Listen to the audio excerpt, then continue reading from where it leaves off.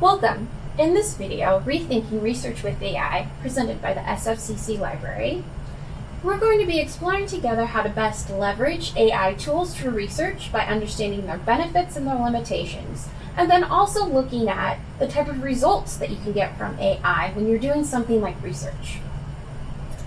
We will do this by taking a brief look at how we can align our expectations as college students with using AI, making sure that we're emphasizing critical thinking as we go about our research process, and then I will give you tips and tools for leveraging AI tools in that research process.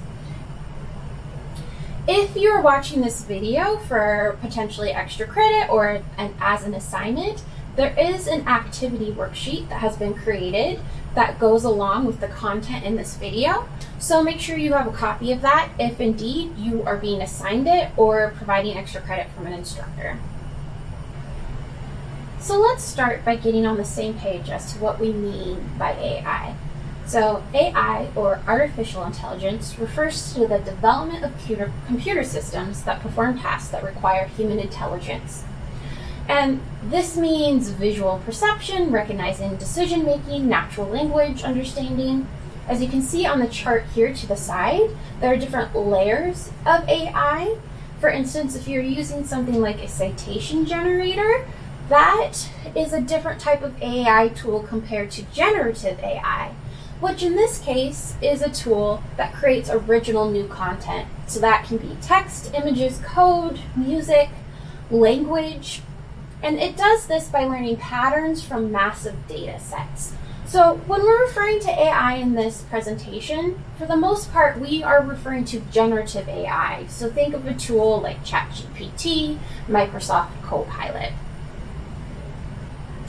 I also just want to give you some general guidelines as a student when using AI. Always refer to your class and instructor's expectations. So you can typically find this in the class syllabus, or more instructors are being more specific when giving you an assignment, letting you know if you can use AI and what ways you can use it. Ask yourself what the purpose of the assignment or activity is.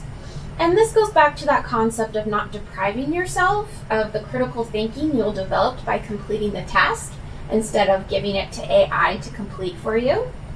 And also, if it is not explicitly stated if you can use AI or not, then don't. The expectation is that you are not using it unless you're told that you can and in what ways you can. And then finally, if you are including AI content, cite that source, just as if you would cite a source that you're quoting from another website, book, etc. There are ways to cite AI. If you're not sure what that is, please check out our SFCC Library Citation Guide. There's some notes on there that will help you with that process. Now we're going to our second session here, AI and critical thinking, specifically in relation to research. And so I know there's been a lot of conversation about, us as people not developing our critical thinking skills because we use AI, but I am here to make the suggestion that even deciding what tool to use and why engages that critical thinking process. Because you need to be really thoughtful about what the tool does, because each tool does something different. It has content or data sets that are coming from different sources. So let's engage that critical thinking component by starting to understand the tools that we are using. And so here are a few things that I recommend that you look at when evaluating a generative AI tool. 1, hallucinations. So AI tools like ChatGPT can generate credible sounding content that actually has inaccurate information, or they even create non-existent citations or sources that don't exist. You also want to be aware of paywalled content. Some AI tools cannot access content behind a paywall, and so this can limit the amount of content or information you can get because it's not uploaded into the data set that the AI is trained on.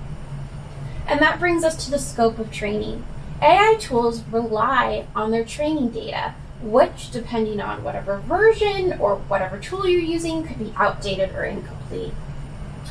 We also want to look at reproducibility. AI generated content varies based off prompts and cannot always be predictable, making it hard to reproduce. So the way that we prompt or ask for information has a big effect on what type of content we get back.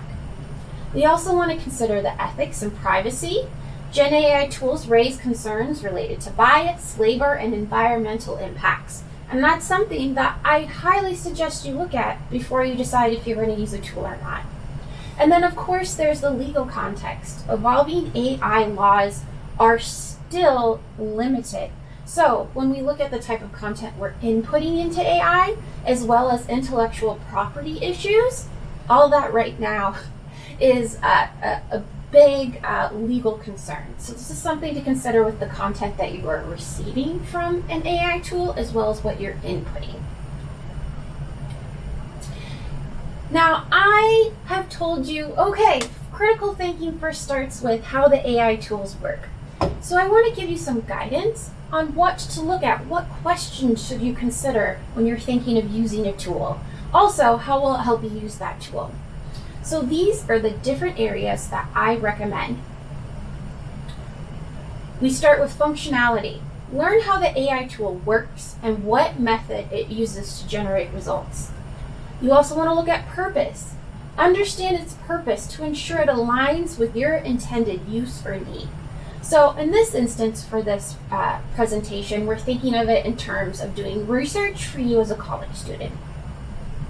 Also consider creation. Explore how the tool itself was created, including the data and the algorithms that are involved, its adaptability.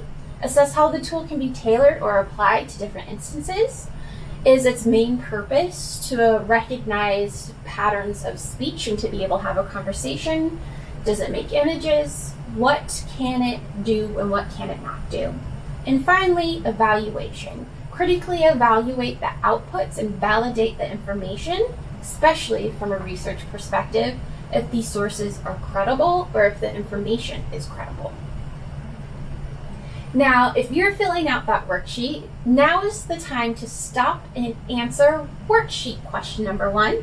So I want you to take a moment and reflect. Why is understanding how Gen AI tools work important?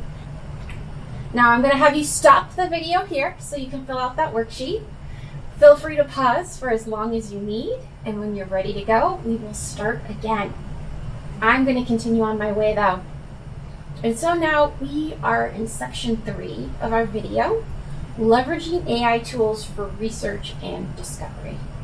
There are so many AI tools.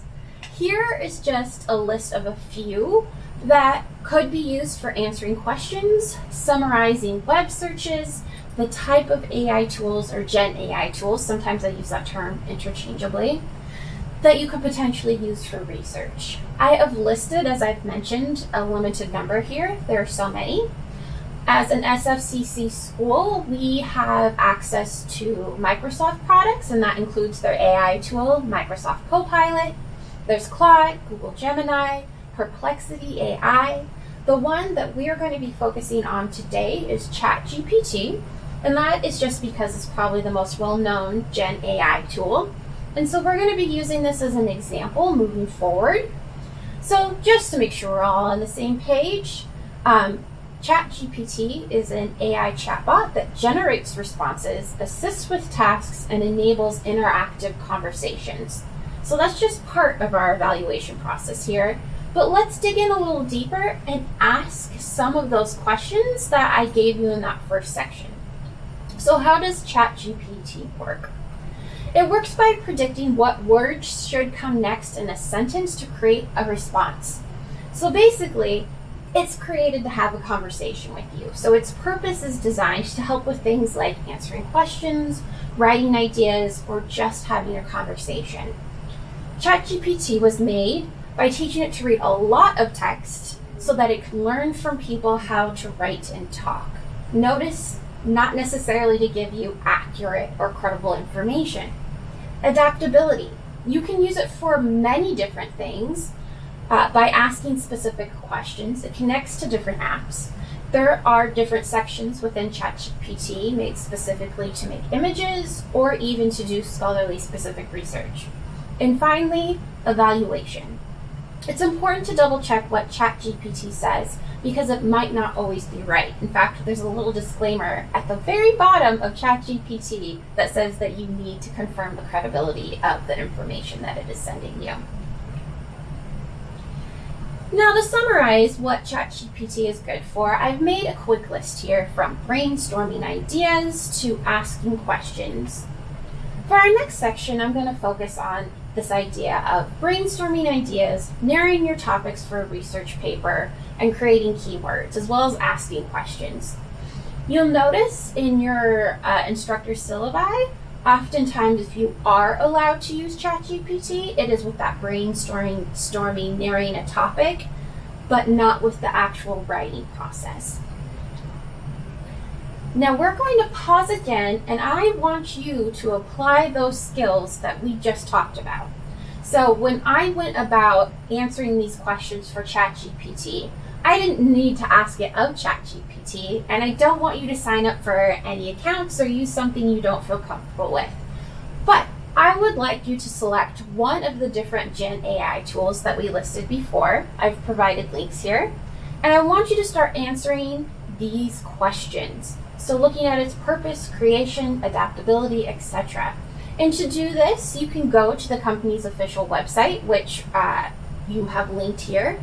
You could also Google it. This is about researching the tool, not necessarily using the tool, but I want you to take a moment to learn more about it so that you can start that evaluation process, applying the critical thinking to what the tool does, how it functions, and how it could be helpful or what it doesn't do well. So if you're doing this worksheet, now's the time to take a moment and pause. I just want you to select one of the 4 different Gen AI tools listed here and take some minutes to answer these questions. And so once again, we are going to don't stop believing, but stop this video for a couple of minutes as you research one of your selected tools. All right, I'm going to move us along now in this video. I always think it's helpful to look at examples. So here I have a couple of examples of, let's see, we're going to be moving forward this research question related to the banning of cell phones in public schools. So I, as a student, am, for our purposes today, researching banning cell phones in public schools. And I want us to think about what our prompt really does when it comes to researching with the Gen AI tool. And in this instance, again, we're going to be using ChatGPT as an example. So in this prompt, I am asking ChatGPT, what does research say about banning cell phones in schools? And in the example I have here, that is exactly what I typed into ChatGPT. And I want to take a moment to review our results. So I think one of the reasons why a Gen AI tool like ChatGPT is really attractive is because it does some of that analysis for us, right? Research on banning cell phones is growing rapidly. Here, it is answering the question, what does research say? We can see that I have a list of results. It is already kind of going through that analysis for me, evidence supporting benefits. Here are talking points. Here, it even has made different subsections looking at classroom behavior, mental health and well-being, variations across studies. It's gone through a lot of that thought process for me already, hasn't it? And here we can see bottom line, it's giving me like the major talking points of the research, including like, do you want a summary on best practices? I can see here that it is also linking to the sources. So yes, this looks very helpful. I am going to highlight here at the bottom, it says ChatGPT can make mistakes, check info. So at this point, I have to start asking myself, okay, the point of ChatGPT is to have a conversation. It is providing information to me. It seems like it's pretty credible based off of the summary it's giving me. But this is the point where we start to ask ourselves, at what point am I being the one who is giving an analysis to the information that is coming back versus being dependent on ChatGPT providing the sources and them sounding pretty credible? And we'll go into that in more detail further on in the video. But right now, I want you to pay attention to how it is answering my question based off of the prompt that I made. So I specifically used the term here, what does research say about banning cell phones in school? And so it has started with academic outcomes and classroom focuses. I can see here, let's click on a couple of these different sources here. I'm curious where it's sending me. So this looks like it's coming from a university, what seems promising. Let's see, it looks like it is some sort of maybe like blog post from a university, Carleton Newsroom. I probably am going to want to research and see where that information is coming from. It's coming from a university, but this isn't necessarily a scholarly article. So what did I mean by research, and how is ChatGPT interpreting that? In fact, as a librarian looking at the different sources it's citing, I think it is pulling from educational websites. Here we have Education Weekly, which is probably some sort of like professional like newsletter or like magazine publication. But I was actually thinking that I probably would want something that's like a scholarly article. Like at first glance, this feels really helpful and it provides a really nice summary. But I was told by my instructor I need to use scholarly research. And while these are coming from educational backgrounds or websites, those are not the type of sources I'm seeing pulled here. Now, let's do a comparison to our prompt 2 here. Why are some schools banning phones, and does it actually help? And I think these are types of questions that we would naturally ask of a tool of ChatGPT. Let's take a different look at how our prompt has changed our results. So in this instance, I did not see research. Instead, I just asked a bigger question of why some schools ban phones, and does it actually help? So when I'm looking at the different sources that are being pulled here for me, I'm seeing Wikipedia, here a little bit of also a little Rockefeller Institute. So I'm unfamiliar, but perhaps that could be interesting, or like a think tank of some kind that provides that type of research.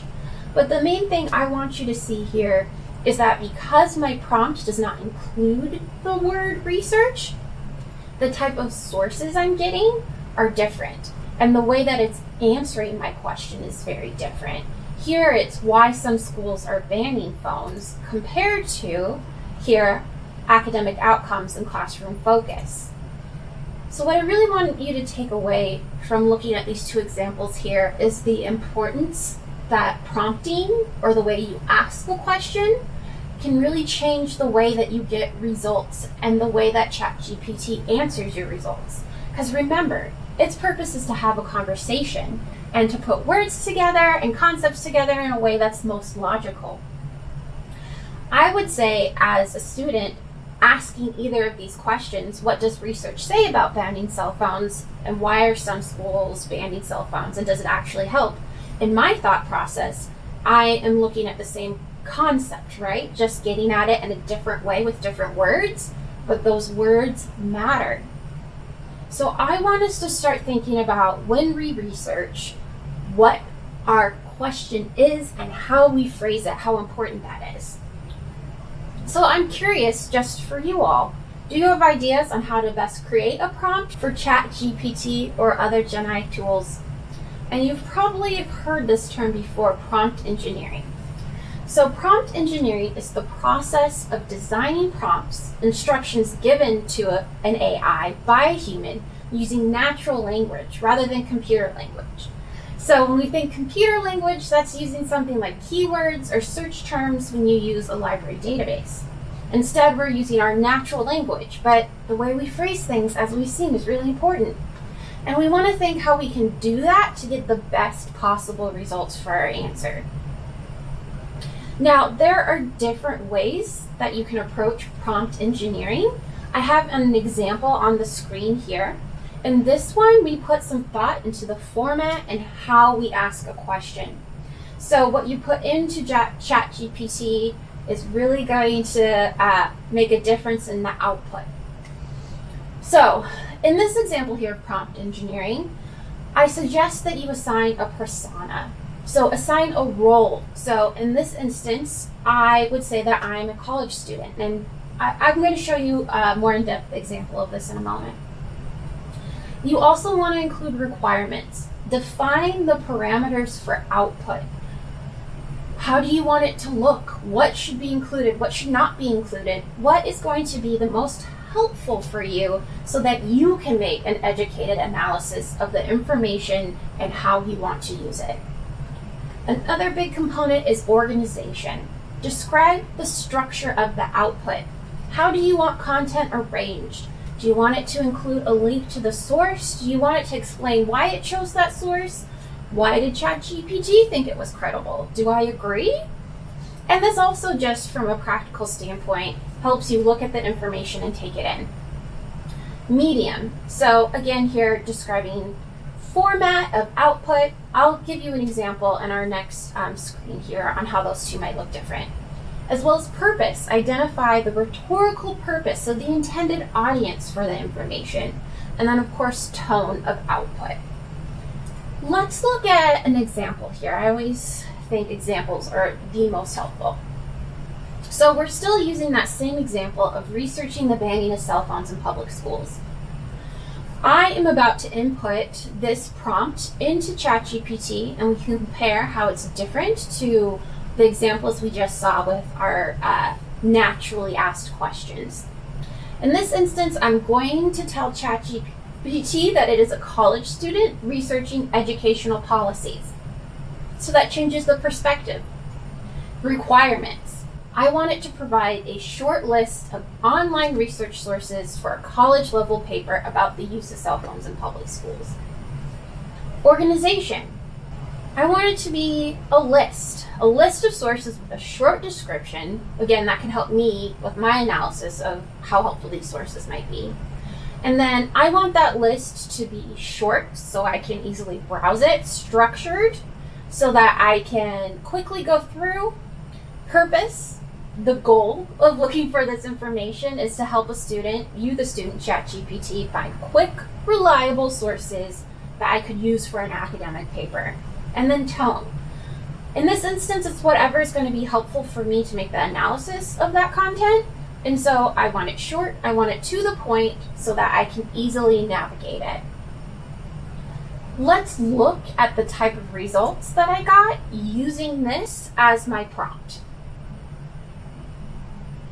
All right, so you can see here that what I've input for my question is very different than what I did before. We can see that ChatGPT is providing a summary reflecting what I had asked. And here we can see that my format looks different than before. Here I have a very concise list with different summaries of why each of these sources were selected.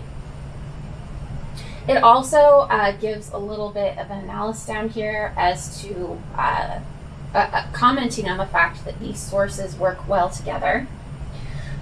Before, it wasn't really telling me where that source was coming from or why it was selected. So here we can see for our first source here, National Center for Education Statistics, that this provides federal level data on student behavior, school policies, technology use. And it recommends that it's useful for grounding my paper in statistics. And so one of the reasons why I believe we're starting to hear language about statistics is because I had used the term researching educational policies. I am also seeing here some similar sources to what I had before, in the sense that they might be like more educational based websites compared to, I'd say, like scholarly sites. So I think it is interesting. I said that I was doing research for an academic paper, but I did not specify what type of research I wanted these results to include. And so this is part of understanding the type of data that is put into ChatGPT, as well as where it will pull first. So it looks like it's doing a more generalized internet search, whereas I know my instructor said that I needed to include some scholarly articles. And so while I find my results here maybe are even not quite as helpful as before, I feel like before I had some like different sections here that were answering my question and doing some summarization for me. But at the same time, I also like the results I'm getting here because it's actually telling me why it chose this content, and it's cleaner and easier for me to read. So let's try to adjust our search here a little bit. I'll also point out that I did not necessarily phrase my input of what I'm looking for here in terms of a question. And so my examples before were answering my question, right? So we're actually getting some more thought here from ChatGPT as opposed to me being the one to looking at the sources and doing the analysis. And so I feel like I'm going in the right direction as to the type of content I'm getting back, but I feel like there are still many things missing that I would like in the results to make me doing the analysis easier for me. And so in this example here, you'll notice that I've changed some of my prompts. They're highlighted in purple. So after requirements, I have included focus including on studies, articles, or reports. And you know what? I actually liked that it included data, as well as I think something like policy solutions are likely to exist on something like a government webpage. And so here I'm specifying I want studies, articles. While I did find the links to the educational type websites helpful, I want to start thinking about source types. I actually think reports and data would be more appropriate and more helpful for me. Now, when we come to organization, I am going to specify I want peer-reviewed journal articles. That's part of what I need to fulfill my assignment's requirement. And while news articles are acceptable, I've put in the word credible. I felt like it was doing a decent job from pulling what I thought would be credible sources. But I think it would be helpful if ChatGPT organized it so I can identify what the sources are. So I want it to put all peer review articles together. I want it to put government reports, data together, and then news articles so that I can look at the different sources and know where they're coming from. And then under purpose here, I have told ChatGPT that the intended audience is other college students searching for information on this topic for a class. Now, let's take a look and see how my results have changed by changing and being more specific in my prompting. So I can see here that this is now arranged so that the sources that I'm getting back here, it's recommending peer-reviewed journal articles, here government or institutional reports, and then here I have articles from different news sources. I am feeling happier with the results that I'm getting personally, just for the way that I would recommend that you search. I didn't tell it to create a citation for these articles, but it did it automatically. Of course, that's something that would need to be double checked. So in this instance here, you can see that I have taken control over my search a little bit more. Now, normally I would go through and look at each one of these sources and do an evaluation of the content. Does it seem appropriate for the type of work I need to do, as well as the type of information I'm hoping to get to be able to come to some sort of argument or perspective. But the purpose of this video right now is just to look at the type of content that we get back based off of our prompts. So starting with our original question for comparison, what does research say about banning cell phones in schools? ChatGPT is literally trying to answer that question for me.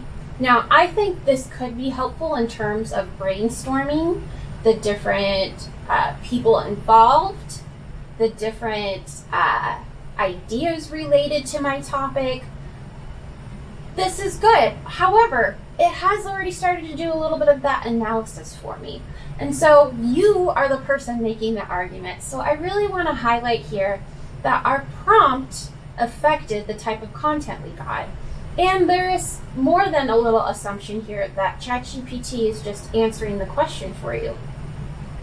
Versus our last prompt here, where I'm being more specific about the need of the information, how I want it organized, as well as me, the student, putting in thought into what type of information would be most helpful for me and easy to navigate.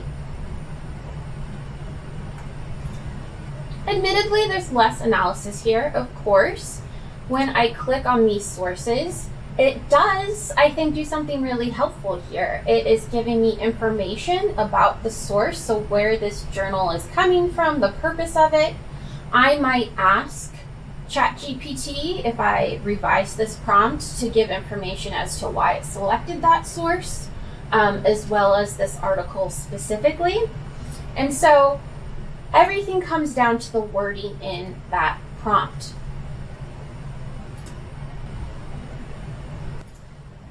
So I think this is a really good time to look at how something like a Gen AI tool changes the way that we approach and think about research. When we traditionally have looked for content using something like Google or other browsers or search engines, you input a search, it will give you a list of sources that you then evaluate and then decide to use or not. AI tools add a layer by being so responsive to what that prompt is, right? And so the way the question is answered definitely is heavily influenced by the way that we prompt. And instead of just evaluating the information, we are also verifying where that information is coming from and deciding to use it or not. And verifying is different than evaluating in the sense that you are not only looking for the credibility of that information, but again, ChatGPT can hallucinate content. So we don't want to be too dependent on the fact that it's adding that level of analysis and being able to answer that prompt or question. So it can be really helpful in a lot of ways, but also it adds work on the back end in the sense that you have to verify and then also being conscious of how it is answering the question that you input to begin with. I want you to take a moment, if you're working on that worksheet now, to answer worksheet question 3. Just take a moment to reflect on what you viewed here for the last couple of minutes related to prompt engineering. What difference did you notice between the simpler and more complicated or detailed prompts shown in the video? And this can really go either way. I'm just looking for your personal observations. And so once again, we're going to stop. If you're answering that question, take a moment to pause. And then we're going to move on with the rest of our video. So far, we've been looking at how the results from ChatGPT can be helpful or not helpful. There's a lot of gray area there. But one of the things that ChatGPT is good for, that I learned from my research on the tool itself, is that it's great at explaining information in ways that are easy to understand and summarizing and outlining. So I wanted to give you an example of what that would look like. Here I have, again using that same research topic, an article that ChatGPT gave me. It's a scholarly article, and I would really like some help summarizing the main parts of the article. Scholarly articles can be really dense and use a lot of jargon. And so summarizing and making things easier to understand is a thing that ChatGPT is really good at. Now, something to keep in mind here, we have a lot of copyright issues involved with this and intellectual property law that we need to consider. In this instance, I feel okay uploading the article for it to summarize because ChatGPT already gave me the link to this article. Also, I have confirmed that it is indeed a real article, and it is an open access resource. So that means that this particular document is provided for free online, and I feel comfortable having it summarize this information. Now, let's take a look at the example here. In this example, I just said to summarize the article. I didn't have to upload anything because, again, this is an open access resource, which means that it is able to access this content online. And so here it has given me a one sentence, very similar to when we look at the abstract of an article, a summary of what the article is about. It's giving me the key points within the article, as well as the overall conclusion. Now, I always recommend when interacting with a scholarly article that you read the conclusion first, look at the abstract, and then go through and read the article. I would only recommend having ChatGPT summarize an article for you beforehand, keeping copyright in mind, as well as the fact that, again, ChatGPT is not necessarily saying that all the information that they pulled from the article, the way that they pulled it, the way that they're summarizing it is correct. So it's still up to you as the student to read that article. But having a quick summary like this will make it easier for me to read through the article. I won't get as stuck necessarily on the various statistics, the data, or charts. I'm aware that these are the main key points, hopefully, of the article, as well as the overall conclusion. So what I'm really using this for is providing context for reading through the article itself. It makes it easier for me to navigate that information. And so that is something that I think can be really helpful. Instead of being overwhelmed by a scholarly article, I have the big picture here so that when I go and read through it myself, it's easier to understand. Now, in all of the things that you do here to research, no matter if it's using a AI tool or searching online, please keep in mind that you want to determine yourself if a source is credible or what even the source type is. Sometimes it's really hard to be able to tell, is this a blog post or a news post written by a university on their website, or is this an actual article written by a scholar or an academic? And if it is, has it gone through the scholarly process? So even if you're using Gen AI and it's making that summary for you, always take those extra steps of determining its credibility and source type. And if you go to this link here, we have some other workshops that help you walk through both of those processes. So know that we have other resources to support you. Now, I also want to take a moment to discuss the limitations of ChatGPT for doing academic research. A lot of scholarly content lives behind a paywall, and the only way that you can access it is through library database subscriptions. You can sign in as a student to access that content. So even though it was pulling from academic resources in the examples I was showing before, more specifically peer-reviewed articles, it is actually a very limited amount of access compared to the resources that you can get going behind that paywall. And so I recommend when you're looking for peer-reviewed or scholarly articles, use a combination of tools. Do not limit yourself. Yes, look at the library databases. You can use the AI tools if allowed by your instructor, but make sure that you're also using something like Google Scholar. I don't want you to limit yourself and the type of information you're receiving or the access to information because you're unaware of what is actually being fed into ChatGPT. Anything that's behind a paywall is not fed into ChatGPT, unless done so illegally. I think there could be an argument for that. But this is something to keep in mind when we're talking about the limitations of ChatGPT and doing scholarly research.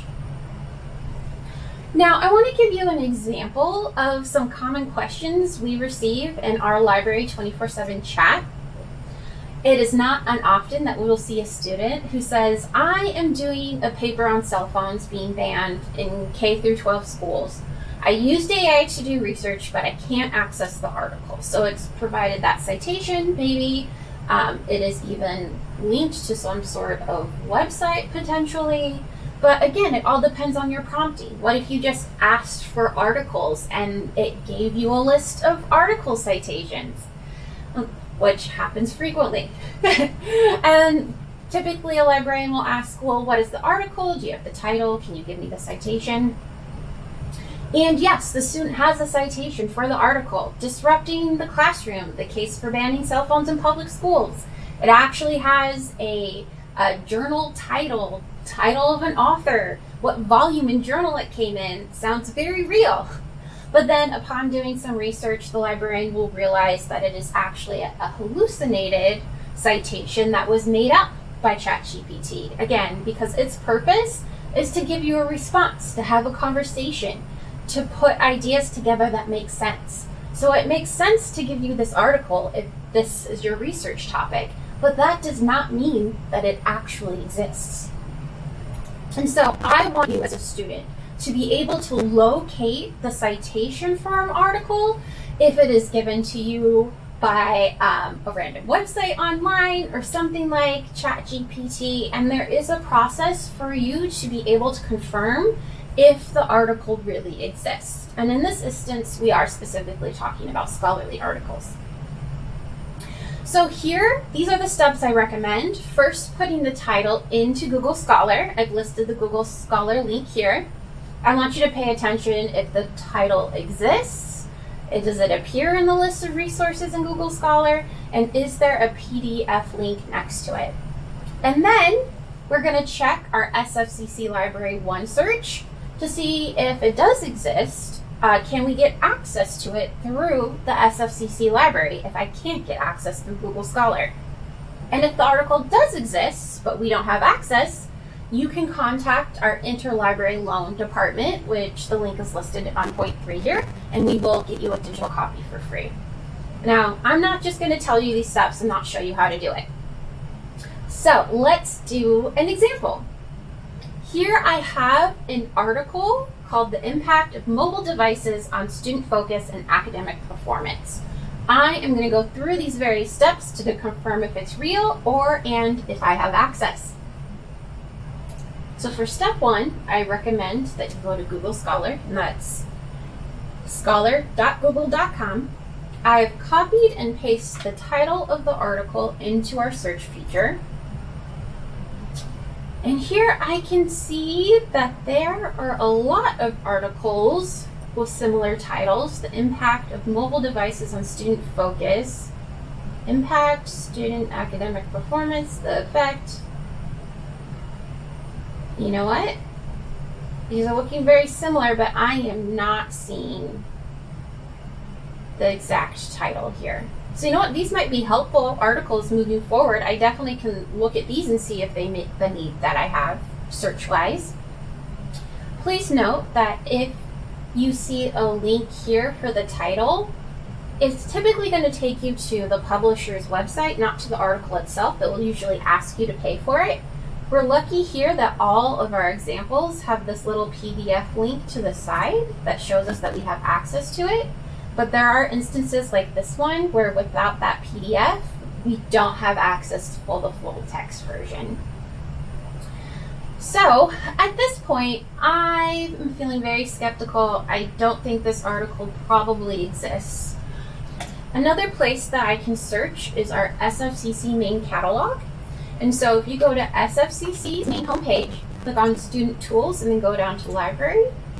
To search for articles, you just need to input the title into this large search box here. I'm not searching everything, so that means if there's an article, it should pull up here. Again, I'm getting very similar titles, but I am not seeing that I have access to this title. If I did, it would be listed like this example here. We have the title of the article. Here it actually lets us see that we could download a PDF. Similar to these articles here, this one is not open access. This one is definitely behind a paywall, but none of these titles match the title that I am looking for. So in this instance, I would say that this title does not exist. I did not see it in Google Scholar or our Library OneSearch, and therefore I do not have full access to something that doesn't exist. However, along the way, I found a number of scholarly article titles that could be helpful. So there's an opportunity there for me to continue my research. Now it's your turn. So I want you to answer this question for this article. follow the steps listed here in the demonstration that I gave earlier using the same resources. So, does this article, Students as Contributors, Undergraduates' Perceptions of Mobile Technology Use and Policies for the Classroom, does it exist and can you get access to the full text? Again, we're going to stop. I'm going to ask you to follow the steps listed and tell me if that article is real. Has it been hallucinated by AI? And if it is real, can you get access to the full text? I want to take a quick moment to let you know if you would like to access a written version of the steps for evaluating if that article exists and is accessible. Please refer to the worksheet Rethinking Research with AI. It is WSQ4, so worksheet question number 4, and it is formatted so it is accessible for screen and e-readers.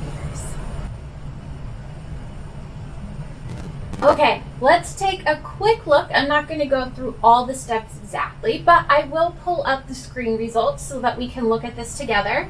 I'm curious what you found. Oh, so we can see our results in Google Scholar looking very different because it was able to find the title of this article, which means that yes, indeed, it is real. And we are not getting a huge list here because we had a match. However, in this instance, we do not have the PDF link to the side here. Instead, when we click on the link, it is taking us to the publisher's website where we're asked to pay $40. Now, we don't want to do that, but we have confirmed that the article is real. So if we go to the library's OneSearch, we already know the article is real. We can see here, this exact title matches our first title here at the start. This is same author, same title. This is looking like the article. So if I click this PDF button, this is something that lives again behind a paywall. And we do have full access to the article. So really it's just those 2 easy steps, making sure that we're Google Scholar and then the library OneSearch. Here are some resources that you can use. Our library workshop series is updated quarterly. Also, if you just need general research assistance, if all of this is a little overwhelming and you want to talk to somebody, please contact us at our 24/7 chat with a librarian or book a research consultation with us, which can be on Zoom or in person. I hope this has been helpful and really given you a moment to conceptualize why Gen AI tools can be helpful, but also giving you the tools to be able to evaluate them and use them more strategically for research. Now, this isn't a trick, but we do have one final question, and I just want you to reflect how this video has changed or clarified your understanding of Gen AI tools and how they can be used in academic research. So you can stop the video here, but this is literally the end of the video. Thank you for joining me. And as we continue on this AI journey, I hope that we learn new things together and are able to make the most of our research capabilities as they continue to grow.